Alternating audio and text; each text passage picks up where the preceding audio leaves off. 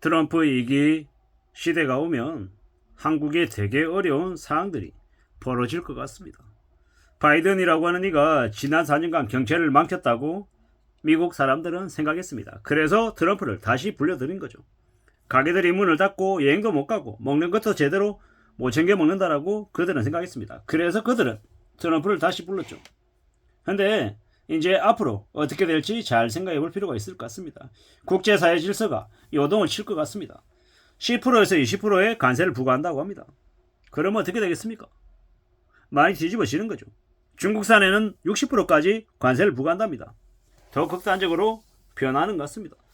관세를 60% 부과하게 되면 중국이라고 하는 나라가 미국이 아닌 다른 나라로 수출을 더 확대시켜서 대체를 할 수밖에 없는 거죠.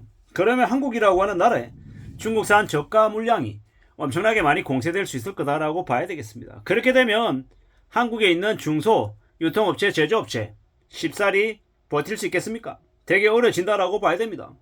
이때까지는 이 알리나 테무가 앱 다운로드 수 아니면 앱 이용자 수는 쿠팡이나 뭐 11번 쿠팡보다 쿠팡 이제 아래쯤 됐었죠. 쿠팡이 한 3,100만, 3,200만이고 알리와 테무가 한 800만, 700만쯤 된단 말이에요. 근데 실제 매출은 월에 이제 알리나 테무가 한 1100에서 한 1200억 정도밖에 안 됐어요.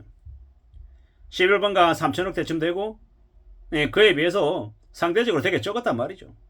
근데 2025년부터 트럼프 2기 정부 들어서서 이 엄청난 관세를 쏟아부으면 알리나 테무가 한국 시장에 엄청나게 저가 공세를 하면 이 검은 시장이 어떻게 바뀌겠습니까? 지각 변동이 많이 일어날 수 있다라고 생각합니다. 그렇게 되면 국내에 있는 많은 내수 를 책임지고 있는 기업들이, 중소기업들이 버텨낼 수 있을까라는 생각이 드는 거죠. 미국 사회의 트럼프 돌풍이 앞으로 우리에게 닥칠 위협이 꽤나 큰 것 같습니다.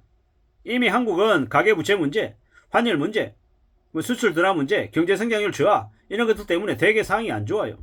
그런 상황이 안 좋음에도 불구하고 한국은행이 11월 말에 기준금리 인하를 결정해버렸어요. 어떻게 됩니까? 물가 폭등한다라는 거죠. 물가 폭등하면요, 사람들이 지갑을 더 닫을 수밖에 없고 소비가 더 위축이 되는 거죠. 수출 환경 악화를 개선시키겠다라고 금리를 낮췄다라고 했지만 실제로는요, 더 이제 엉망이 되어 간다라고 봐야 되는 거죠. 롯데라고 하는 기업이 부채가 30조랍니다. 어떻게 되겠습니까?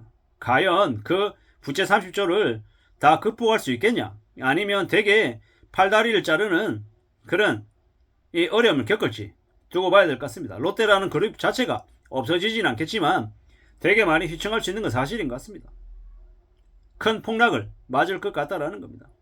앞으로는요, 대출은 절망이고 저축은 희망입니다. 연체 부실이 심해지면서 기업이든 가게든 개인이든 점점 더 상황이 어려워진다라고 봐야 되는 거죠. 이 엄난한 시대를 살아가고 있는데 너무 수월하게, 너무 쉽게 뭔가를 생각했던 것 같습니다. 이때까지 학벌이나 자산을 자랑질하던 이들의 탐욕이 지금의 이 부채를 키운 것 같습니다.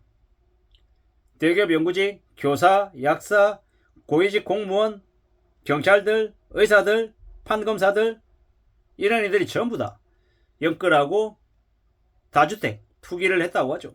이제 그들이 뱉어내는 주택, 그림, 주식, 채권, 명품, 콘도 전부 다 헐값에 나온다는 겁니다. 왜냐? 대출을 빚을 감당 못해서 갖고 있는 걸 다 팔아내야 되다 보니까 그렇게 된다는 겁니다. 원금 일부 상환하라고 하는데 원금 일부 상환 금액이 1억이다 2억이다라고 하면 갑자기 1억 2억을 동원해야 되는데 그게 가능한 사람이 몇이나 되냐라는 겁니다. 그런 이제 충격적인 상황들을 계속 맞게 되면 집에 있는 그림도 팔고 명품도 팔고 당근에 팔든 중고나라에 팔든 다 팔아야 된다는 겁니다. 왜? 생활비도 마련해야 되고 먹고도 살아야 되니까 비싼 거 헐값에 팔아낼 수밖에 없다는 겁니다. 예전에는 컵숍 이런 거 폐업할 때 안에 있는 기계들 거의 제값 주고 다 팔았단 말이에요. 지금은요 5천만원 3천만원 들인 거 300, 500 주고 넘깁니다. 근데 그거조차도 잘 넘긴 거라고 얘기하죠. 살 때는 3천만원 5천만원이었는데 갑자기 팔려고 하면 살 사람 못 구하면요, 저거 처분하는데도 돈을 대려줘야 되는 그런 말도 안 되는 상황이 벌어진다는 겁니다.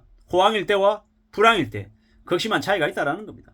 IMF 때는요 20억짜리 건물을 자기 돈 하나도 안 들이고 인수하는 사람도 있었어요. 그리고 그 건물 가격이 지금은요 100억하고 있고요. 제가 IMF 때 제가 아는 지인의 이제 부모님이었어요. 부산에 있는 그 건물 20억짜리를 돈 하나 안 들이고 인수했어요. 참 어이가 없는 거죠. 참 충격적인 일이었죠.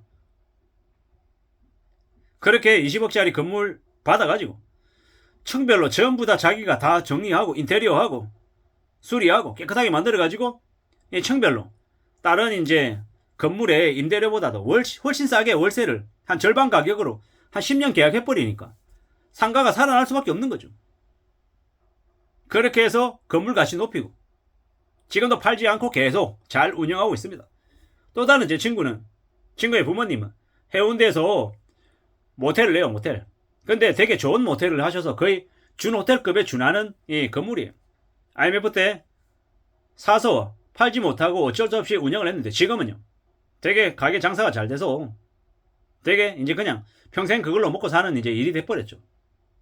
그렇게 이제 흘러가더라는 겁니다. 앞으로 우리가 살아가는 세상이 되게 상황이 어려워지고 힘들어지면 어떻게 됩니까? 그때가 현금을 가지고 있는 사람들은 알짜로 대기업들, 주요기업들, M&A에서 헐값에 기업의 주인이 되기도 하고 부동산의 이 자산가가 되기도 하고 주식을 싸게 사기도 하고 여러 가지 기회를 갖는 거죠. 앞으로 우리가 닥칠 최소 5년이라고 하는 시간 동안 되게 힘겹고 어려운 일들을 많이 겪는다라는 겁니다. 그렇게 겪을 때 대부분의 이들은 돈이 없어서 몰락하고 극소수의 사람들은 아주 큰 기회를 갖는다라는 게 이번 시즌의 큰 차이인 것 같습니다. 어느 쪽에 속할지는 개개인들의 이 행동에 달려있는 것 같습니다. 성실하게 살고 착실하게 살고 어떻게든 좀 돈을 잘 모아서 자신의 삶을 잘 이렇게 업그레이드 시키겠다라고 각오하는 사람들, 그런 사람들에게 앞으로의 시간이 큰 기회가 될 것 같습니다. 그렇게 마음먹고 그렇게 살아가기 위해서 잘 좀 준비하면 좋겠다라는 겁니다. 산다라는 게 쉽지 않습니다. 꽤나 어렵습니다. 하지만 이 힘들고 어려운 이 시기를 좀 오래오래 잘 유지해서 가보면 좋겠다라고 생각합니다. 앞으로 트럼프 이기 시대가 와서 우리네 삶은 되게 어려워지겠지만 이 힘들고 어려운 시기를 마냥 불안하고 마냥 불행하게 암울하게만 보지 말자라는 겁니다. 대다수의 사람들에게는 불행하고 암울할 수 있지만 내가 준비하고 대비한다라고 하면 나에게는 아주 큰 20년 30년 만에 오는 아주 큰 기회일 수도 있다라고 생각합니다. 그러니 잘 준비하고 잘 대비하고 살아가자라는 말씀을 좀 드리고 싶습니다. 험난한 시대를 살아가고 있기 때문에 좀 더 우리가 잘 업그레이드하고 잘 대비 대응하며 사는 게 필요할 것 같다라고 말씀을 드립니다. 험난한 시대를 어떻게 살아가야 될지에 대한 대응 대비를 말씀드렸습니다. 이상입니다.